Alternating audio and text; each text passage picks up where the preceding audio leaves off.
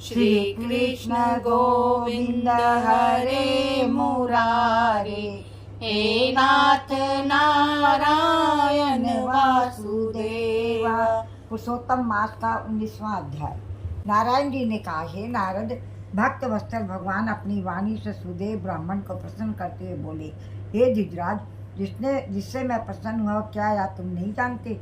मेरा प्रिय पुरुषोत्तम मास आने पर तुम दोनों स्त्री पुरुषों ने उपवास कर यहाँ बैठने से पुरुषोत्तम मास की सेवा हुई। एक बार वेद में कहे गए साधनों को और दूसरी ओर पुरुषोत्तम मास के सेवन को जब ब्रह्मा जी तोलने लगे तो वेदों वक्त साधन बहुत हल्के निकले और पुरुषोत्तम मास सेवन बहुत भारी हुआ। इसलिए संसार में पुरुषोत्तम मास अधिक पूज्य है और मान्य है। जो मनुष्य का जन्म लेकर श्री पुरुषोत्तम मास में जप तप स्नान दान आदि नहीं करते, वे जन्मांतर में दरिद्री होते हैं। अतः सब प्रकार से यत्न करके मेरे प्रिय पुरुषोत्तम मास का सेवन करना चाहिए। जो पुरुषोत्तम की सेवा करेगा वह भाग्यवान धन्य होकर मुझको प्राप्त होगा।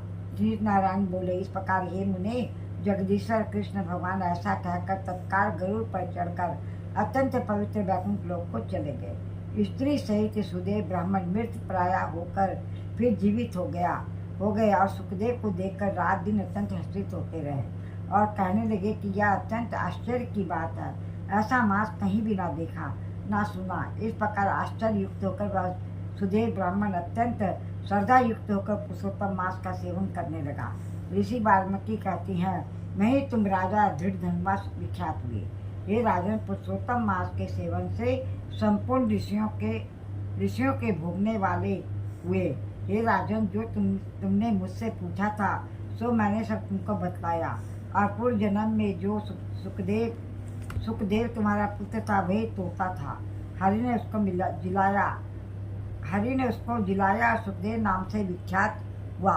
वह सुखदेव 12,000 वर्ष तक आयु भोगकर वैकुंठ को गया। वहीं सुखदेव वन के सरोवर में बड़क वृक्ष पर बैठकर संसार सागर में डूबे हुए विषय रूपी सर्प से तुम जो अपने पूर्व जन्म के पिता को देखकर कृपा से युक्त हो चिंतन करने लगा कि यदि मैं इस राजा को बोध नहीं कराऊंगा तो मेरा भी अपराध हो जाएगा। इस प्रकार मेरा इस श्रुति के वचनों को मानना वृथा हो जाएगा।